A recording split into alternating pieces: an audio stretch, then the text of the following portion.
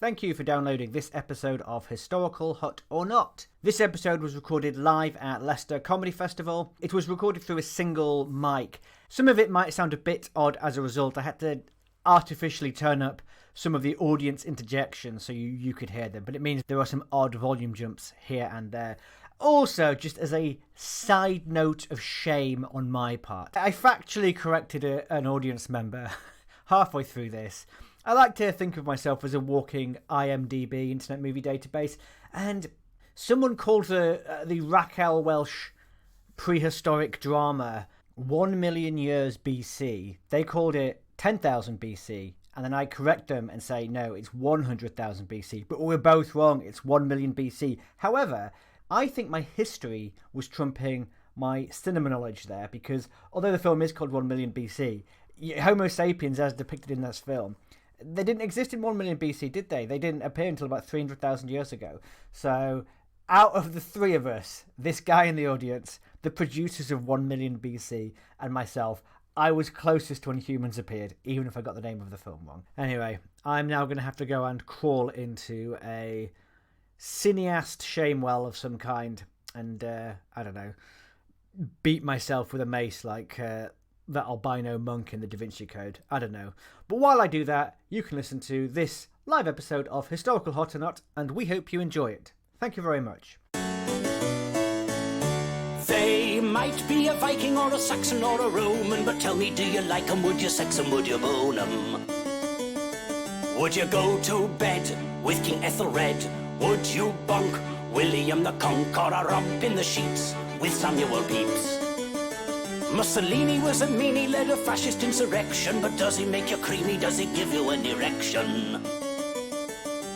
Would you pork Richard the Duke of York? Does a boner start when you think of Bonaparte? Are you sexually aroused at the thought of Pol Pot? Historical hot or not? Hello everyone, thank you for joining us. Where's my microphone? I get one, Kath. Can I have one? There we go. Woo, yeah. Oh, we all go. I mean, I don't need it. It's turned off. Oh no, is it?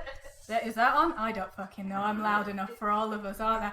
Are you well? Yeah. Amazing. Thank you for being here. This is Historical Hot or Not. I will take it to you to explain what the fuck is going on, Aidan. Thank you for coming to the recording. Give me a cheer if you've heard this podcast before online. Really? Genuinely, one person is one more than I was expecting from that.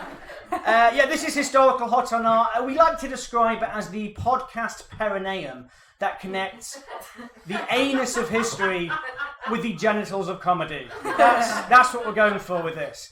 The theme. Do you want to say what the theme of the podcast is, Kath? It's just to talk about historical people and whether we'd fuck them or not. Are you on board? Yeah! There we go, that's what the people want, isn't it? So we have asked for your suggestions. We have got a person in mind, don't worry, we're not just gonna fucking pull an hour out of our arseholes about some random, but we're not that good. We're would you believe we're not actually historians at all? I know, so shall we have it? We'll begin. And I do think the rating people from history on their bangability is what's missing from the Rest is History podcast. I think Dominic Sandbrook and Tom Holland are really missing a trick by not rating Anne Boleyn's hotness out of 0 to 10. Personally. But hey, I'm not a historian. What do I know? Yeah, I'm Dr. Catherine Mather and this is Dr. Aidan McCaffrey. We don't have doctorates at all. Unless you have it as an option on a drop-down menu, and then I'm always a fucking doctor. Right, shall we have a little, we'll have a look, we'll have a dive into the... Because it's good to get to know the audience at the start of the show, and we could ask you questions about yourself, but we think nothing will be more revealing than finding out the names you wrote when we said, who do you fancy that's dead? And you've written some names on here. So let's find out who you'd fuck from history, okay? This one says my nan. No, says, okay, here's the first challenge, reading all of your handwriting. Someone's written something like Lillian Lowlon? Lillian Lenton. Lillian Lenton. Suffragette. Suffragette? Yeah, very famous picture of her. She just looks quite cute. It's not quite, she's just sort of looking away slightly. Would she fancy you? Oh God, no! This is a one-way thing here, I'm afraid, isn't it? Yeah, unfortunately, we do endorse consent here at Historical Hot or Not, but the people we talk about have been dead for a very long time, so we're just assuming that they're into it with us.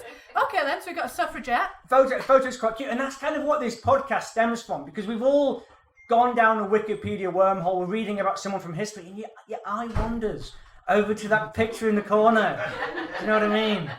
Of that suffragette being stampled by a horse, and you think, she's quite cute though, isn't she? She is quite cute. I would before and after. Yeah. Right, this one says Georgiana Spencer, open bracket, the Duchess. Who's written this? Oh my God, it's not Jimmy Savile's mum, is it? What's your name is? Megan. Nice to meet you, Megan. Who's Georgina Spencer, the Duchess? She's from the film The Duchess. Is that the one with Helen Mirren? What I did there was I just thought historical film. I'm just going to throw the name of Helen Mirren out there and hope for the best. Yeah. And but this is the thing. This is the trap we fall into. Is the real life Duchess hot, or is Keira Knightley hot as the Duchess? I can't say I've googled that. Then why do you come to this show then? Because I've always fancied Joan of Arc in Bill and Ted's Excellent Adventure. Yeah, a lot of guys just went, yeah, just straight off the bat. But the thing is, it's not Joan of Arc. It's, what's her name from the Go-Go's? Jane Wheadling. Really hot. Joan of Arc, though, who knows? I mean, she was hot right at the end when she was going up in flames. But whether she was hot before that, I don't know. Jane Wheadling and Keira Knightley, very hot. Oh, you could light a cigarette off her. I like her personality as well. Oh, okay, cool. Yeah. That's what we're all here for, the fucking personalities. I mean, we've got a solid one here, and if anyone says no, get out. Princess Diana. I think, would we? Yeah, we fucking would. Who put Princess Diana? Yeah, you were like, how recent is history? It's history for me. She died before I was even born. Oh my God, no way. Oh, I remember it happening, and now I feel old. There's no way to alienate a crowd better than to say you were born after the death of Princess Diana. I often time it to the election of Tony Blair as well. Like, if you're born after Tony Blair was elected, you can fuck right off. I think, is that the rule with The Crown? You're allowed to watch it up until the point that you remember it as history, and then you're like, nah, I can't anymore. Season 1. Yeah. Once it gets to Diana in a see-through dress, it's just too real. The classic one here. Young Stalin! Exclamation mark. Yeah. Yes. But young Stalin really raised, because there's a biography by Simon Sebag Montefiore, and they've put the picture of him when he was 20. And like, even by modern standards, he is gorgeous. Like, you could take a picture of Stalin aged 18 into any hairdressers in the UK and go, I want that. I want the young Stalin, and they'd understand. He's a dreamboat. But it raises a problem that comes up on this podcast, is like, hotness versus personality. Because, as we always say, nothing kills a wide-on like a pogrom. And the guy did a fair few pogroms. Do you know what I mean? You know what? A genocide ages you, doesn't it? We have learnt that from Stalin's face. We've got Raquel Welch in 10,000 years BC. Oh, are we just naming celebrities that are alive now? Is that... I've never seen this film and I don't know who Raquel Welch is. It's like it's 100. I was going to fact check whoever wrote this. It's 100,000 years BC. I'm a bit of an IMDb. Sorry. Who wrote Raquel Welch? That might have been me. Can I do two? Is she dead? Recently. Actually, not so, a couple of years ago maybe. She's in. Yeah, She's in. yeah. She's dead, so therefore she's in. She's very attractive. She's got to be in. So you've very much gone for the physical attractiveness. She's a very beautiful woman, blonde. Well, she has a very strong character in that movie. Oh yeah, very strong character in that film. Two very strong characters, am I right? We'll go from the body to the mind here. Someone's written Voltaire. No. Is the lady at the back with the glasses, what's your name? Maureen? Maury, nice to meet you, Maury. How come you've gone for Voltaire? So open-minded. Oh yeah, baby, he'd do anything to me. You like I know, your I agree. sweet nothings to be enlightenment philosophy, don't you? Just whispered gently into your ear. Did he have a good haircut? Did he have a good haircut, Murray? I don't know, just please ask me hard. Fair dues. Shall we? I think this, like, no offence, I've got no reason to think you're lying, but I sort of feel like this is if you say to someone, what's your favourite film? And they say, Schindler's List, actually. Do you know what I mean? But actually, it's just something stupid like Beverly Hills Cop 2. I think really Stalin is your hot person, but you've said Voltaire to sound educated, so sorry to call you out on that. This is a person that I don't know, but what's written in brackets has piqued my interest. Zheng Yi Sao, Pirate Queen. Oh my god. Oh, that it's was you, yeah? Pirate Queen. 60,000 pirate ships. Oh my god, 60. She Yeah. managed to get through seducing 2 pirate lords, so she must have been pretty. Oh my god, I love And my that. wife wouldn't let me write Elizabeth Bathory did. Oh yeah, because That's not acceptable. yeah, she was just stood next to you going, no No serial bacon by the killers. virgins, you know. Please, no serial killers. Okay. But well, if Stalin's on, keeping that if on. Stalin is in there, he can have a serial killer, shortly. oh yeah, he is a I serial killer. reckon Elizabeth Bathory was probably quite small time compared to Stalin. Well, yeah, but then there is the Stalin quote, which is one death is a tragedy, a million is a statistic. For that reason, Stalin might get on, but yours won't. I don't know. I'm thinking freely like Voltaire. What can I say? We usually begin with a superficial assessment of the individual that we are going to be discussing. Does anyone want to hazard a guess as to who we might be speaking about today? But bearing in mind, we've tried to cater it to the local Leicester interests. I think you've all gone too obvious by saying Richard III. That would be the obvious. Yeah, choice. obviously, wouldn't it? So who are we doing, Kath? So this is Richard. He's 32. And he died in Leicester. Yeah. So here he is. And we didn't have to go to the gift shop of the King Richard III Visitors Centre to get this postcard because Aidan's printer broke this morning. £10 entry fee. But anyway, here we go. There he is. That's what he would have looked like. What are we thinking? Hot or not? Just based on looks so far. Not you're saying no. Chinny, fair. I think he's quite good looking.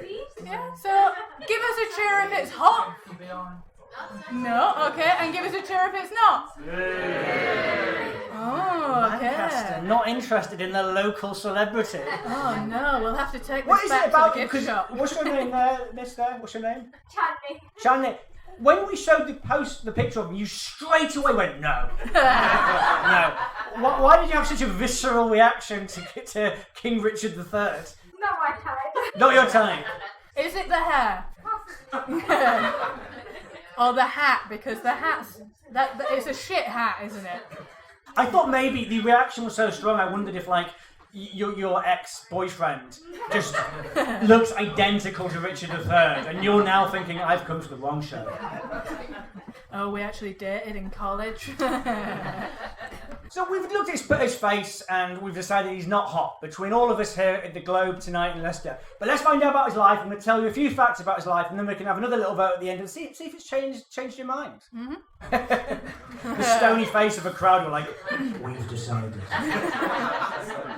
Richard was born in 1452 in Northamptonshire, the 11th of 12 children of Richard III, Duke of York, and Cecily Neville, who was a woman who back then was enough. The local feeling, here's a question. On a scale of 0 to 10, how do you feel about this local celebrity, Richard III? And to give you the scale, 10 would be how people from Sheffield feel about Sean Bean.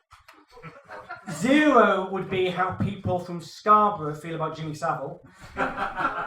And 5 would be how people from Northampton feel about Faye Tozer from Steps. So, I'm going to shout some numbers out. Where are we at with Richard III? 7. Cheer the number you feel the most aligned to. 0, 3, 5, 7. Oh, 10. No. So you don't want to fuck him, but you're quite excited that he's like your local celebrity. So doing better than Faye Tozer from Steps, but not quite as good as Sean Bean. I think that's an okay showing. Oh, and actually, I've got one more question before we get really into it. Give me a cheer if you are in the Richard III Society.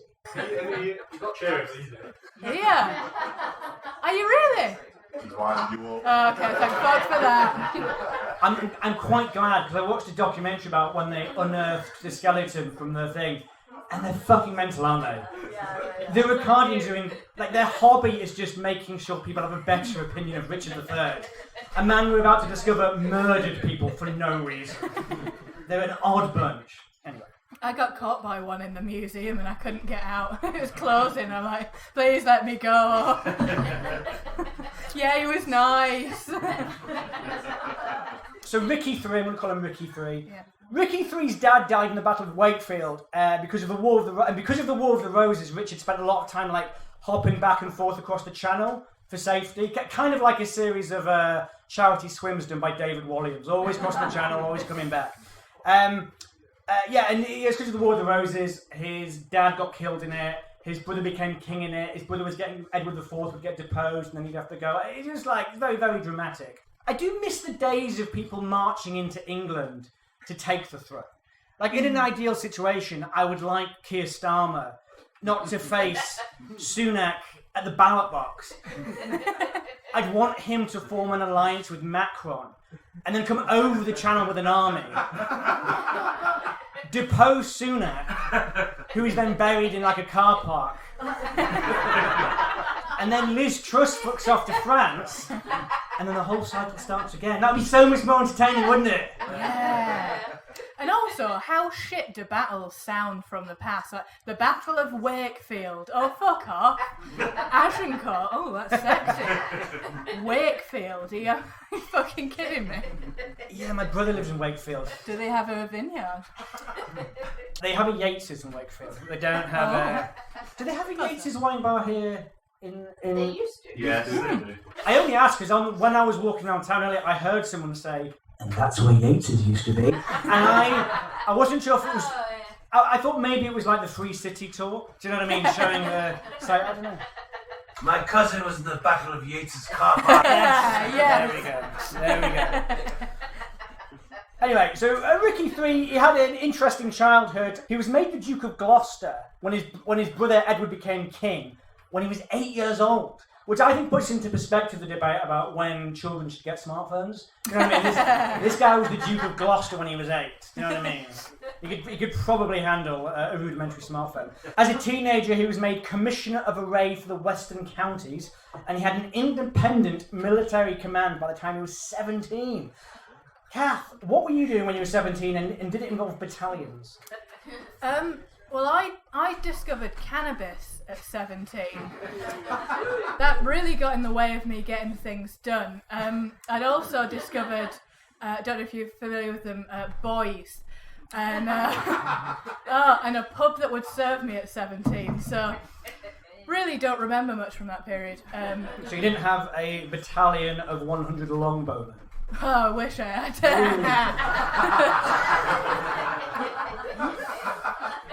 But your list of sexual conquests is in the 3-figure range. Yes.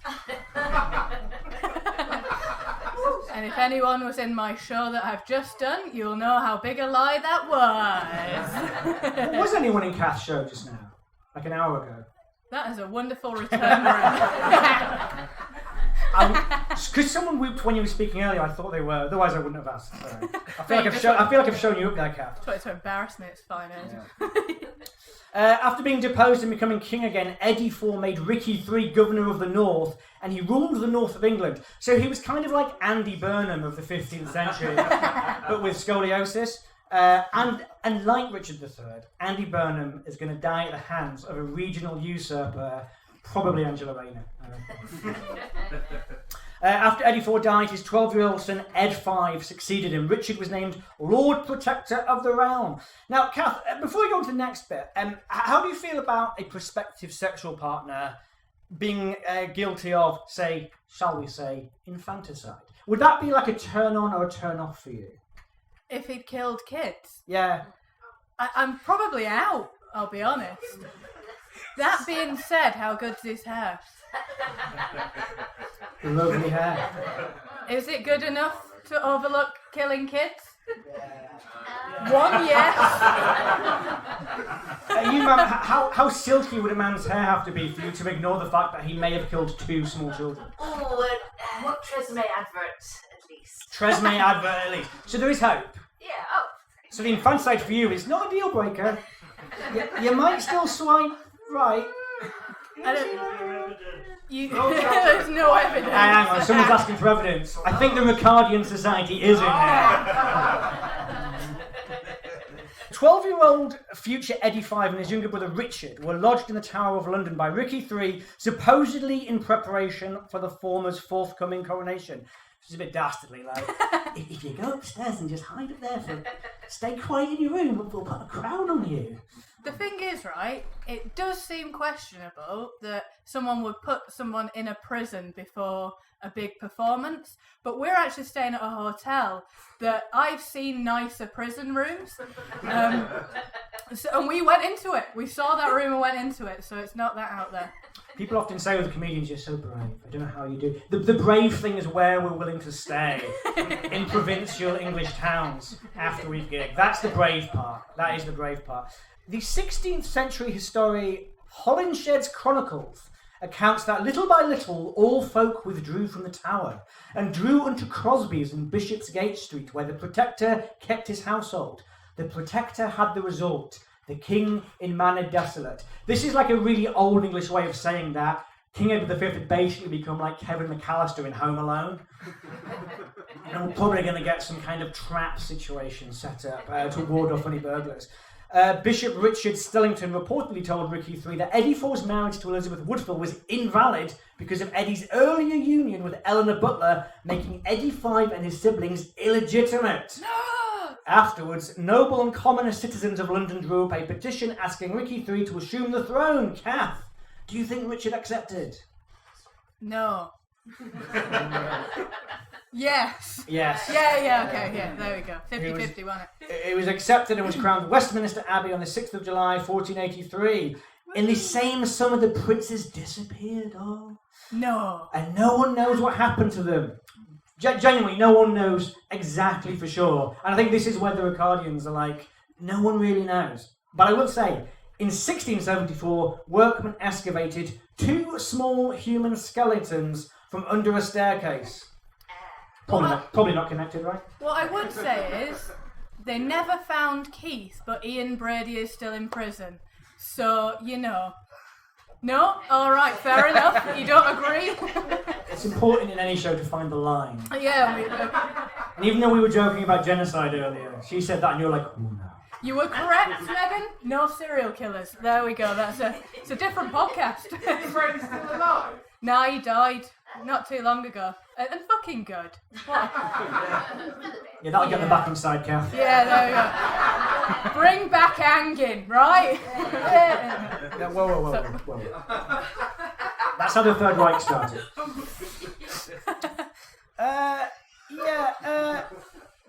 Richard III, like, he probably did kill those kids. But he did do some good things. Do you want to hear some good things that he did? Yeah. To maybe put him back in the bang column? Yeah, alright. This might go on for the bang column, especially as you're a northerner, Kath. Yeah. Richard's Council of the North is said to have greatly improved conditions in the north of England, turning it from a quagmire into a shithole. Is an improvement. I guess. I may have added the quagmire shithole addendum to that paragraph. But You're from the north too. Yeah, but I'm from Harrogate, so... And Harrogate's not really part of the north, is it? It is in the north. But it's kind of like someone's taken a bit of Kent and gone, plop, in Yorkshire. Do you know what I mean? So... It's not like the shitty part that you're from, Kent. Alright, dickhead. I was going to say everyone from Kent's a cunt, and that must be why you... Is anyone in from Kent? No. Everyone from Kent's a cunt. And that must be why you are too, Aidan. Kat, I think this might get him back in the Quinn column. Yeah. Dickie III instituted what would later become the court, known as the Court of Requests, in which poor people who could not afford legal representation could apply for their grievances to be heard. He's the Jeremy Corbyn of the 15th century. Come on, Kath. Is that not? Did they do anything though? Or were they just like, we'll listen to you and yeah, fuck off, it's still all the same? I don't take follow-up questions because I did scant research on this. So you've just got to accept that fact is is it? Golden. Yeah. What a great guy. He improved bail to protect suspected felons from imprisonment. That's quite good. It's a liberal reform. So he stopped felons from going to prison. Oh, right. That's then put kids in prison and killed them. Yeah, but look, like a male feminist, isn't it? Oh, I'm such a great guy. Yeah. Fuck off, mate.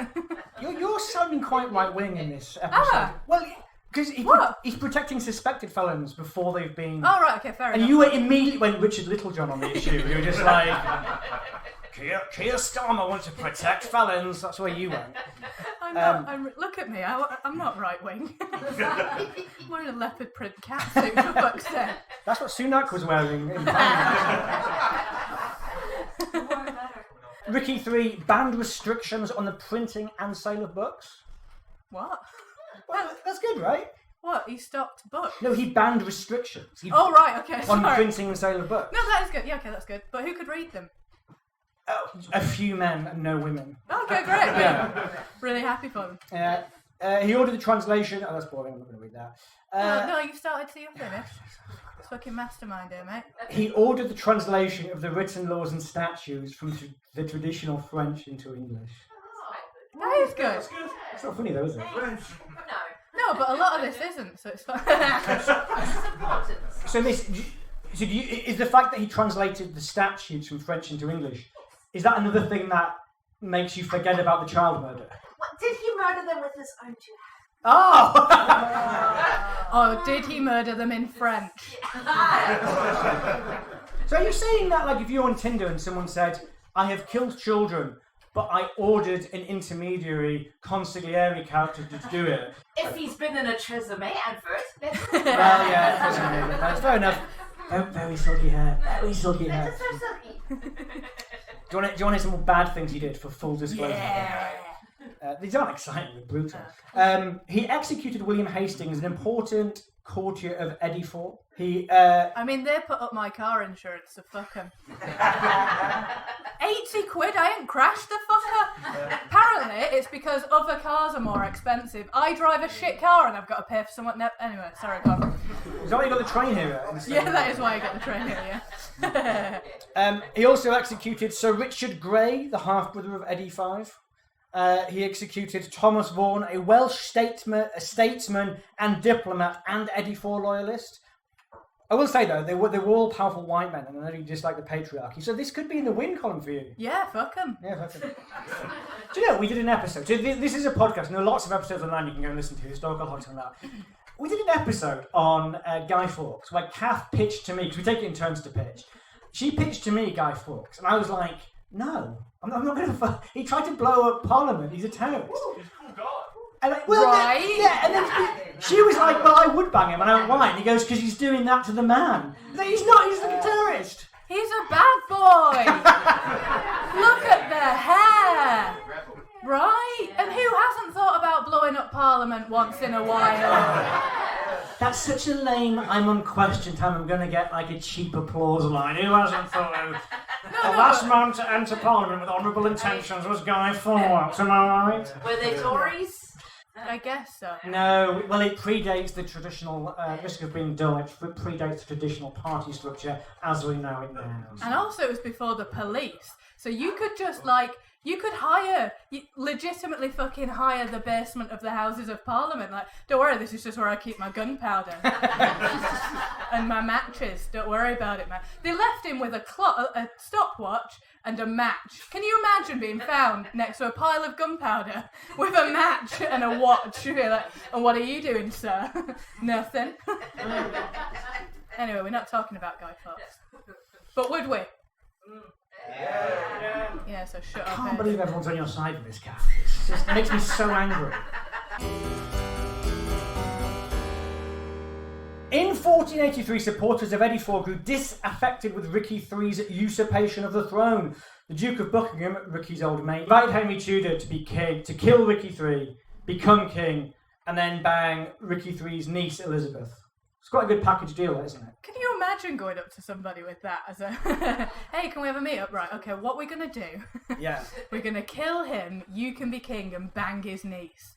Yeah, Can you imagine that conversation? Oh, imagine him trying to come on to Elizabeth, having killed the uncle. Yeah, hey baby. How's it going? Miss your uncle. I penetrated your uncle with a sword, and now I'd like to penetrate you, my dear. That is the level of the podcast, so if you're not on board with it, just... It's not going to get any better than that. If you've come for the rest is history, you're in the wrong room.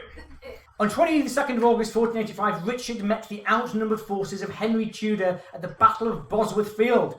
According to historian Paul Kendall, the traditional view is that he shouted out treason before falling because he was abandoned by the Baron Stanley, Sir William Stanley, and Henry Percy, the 4th Earl of Cumberland. Baron Stanley was supposed to be a pillar of the Ricardian regime, but he was also the stepfather of Henry Tudor. And if I've said it once, I've said it 1,000 times, do not go into battle when one of your generals is banging the mother of your enemy. I just think it's a key error that people make. You know what I mean? Kath, so his last words were apparently treason. What do you want your last words to be? I'd want them to be profound, but I don't think they would be. What, you mean just the word profound? Yeah, profound. Profound. It depends what I'm doing, doesn't it, really? Or who's doing you? Well, yeah, harder. That's what I want it to be. Yeah. How about you? I want my final words to be thank you, Leicester. Didn't say in about 20 minutes' time. Because you won't believe this is the peak of my comedy career. So, apparently Ricky 3 fought bravely and ably. I would dispute ably based on the fact they had about 11 fractures in his skull when they found the skeleton. It doesn't entirely indicate that he was fighting particularly ably. Ricky 3 was buried in Greyfriars Church in a town I've forgotten the name of. He was the last king of England to die on the battlefield. That's Yeah. Good on him. Yeah. Yeah. I want to send Charles into wherever the fuck we're bombing now. No? You don't agree with that? So, just send an old man into battle, like, good luck, pal! Sword. Yeah, here's a sword. Where's Paddington for you, eh, sunshine? Richard III was the last Plantagenet king. Yeah, The Plantagenets ruled for 330 years. okay. And he fucked it all up. He fucked it. Is that a Quinn closer for you? Breaking 3 centuries of dynastic rule? Your boyfriend Reese, for example, Yeah. if you'd found out he'd broken 330 years of clan supremacy, would you have been like, fuck up, mate? Does he keep the riches? No, he's dead. Oh, okay. So, I mean, it kind of doesn't matter if he's dead, does it? It's mad as you want at him. He's dead. True. Part of the reason the Ricardians are so obsessed with like redoing his legacy is there was an attempt once the Tudors came in, Henry VII and so on, to denigrate his character. Obviously, some of us will be familiar with the Richard III, the play by Shakespeare, which depicts him as a sort of Machiavellian cripple, and which was then made into a film with Laurence Olivier. There were some. I was looking into some of the things that were made up about him after he died, and they're a bit weird. They're not even necessarily bad, they're just odd. So this is genuinely some things that were made up about him after his death. He had a lengthy gestation. Okay. Yeah, So do elephants. Yeah, well, exactly. And you don't think elephants are dickheads because they spend 2 years in the womb, do you? No. It's not. Imagine if we were doing a roast battle and I said, you were in your mum's belly for 10 months, you dickhead. Here's another one. The Tudors claimed that he emerged from the womb. They're all womb-based for some reason. All these Tudor-based insults. The Tudors claimed that he emerged from the womb with teeth and hair. It's because he's been in there 10 months, isn't it? Can you imagine a baby gnashing its way out of you? That would be fucking horrendous, wouldn't it?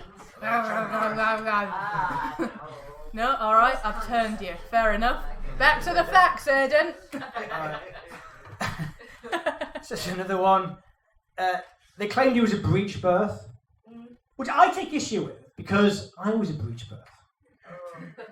Do we all know what a breech birth is? Ass first. Ass first, baby. That's how he enters a room. Yeah, I enter every room and the world ass first.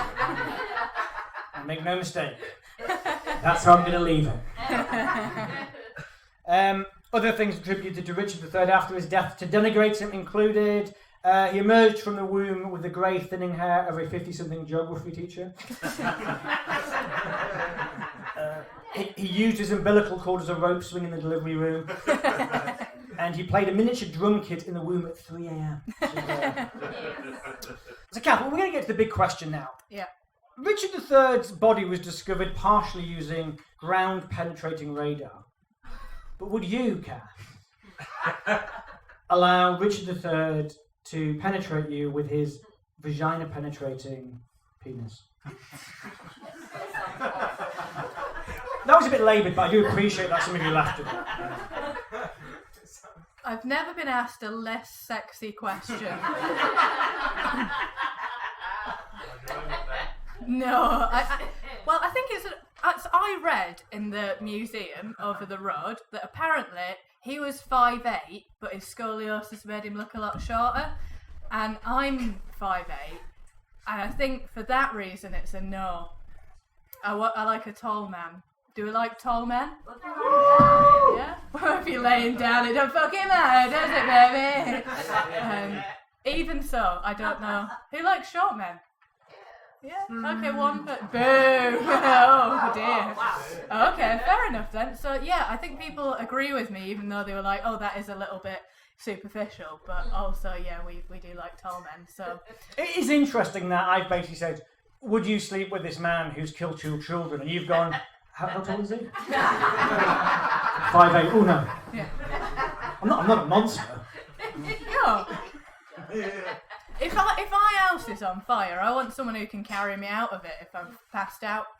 That's my... No, just no one else agrees. Yeah. On the flip side, if he passes out and the house is on fire, he's fucked. So... Which is fine because he's a child killer. Yeah, no, Reese isn't my boyfriend. He's lovely, Reese, but this cunt he's a child killer. Where's the room at? So we all said no, just based on the picture. Let's find out where, like, based on everything we've discussed, the good. You know, he translated the French books, eh? That turns us all on, right? No, fair enough.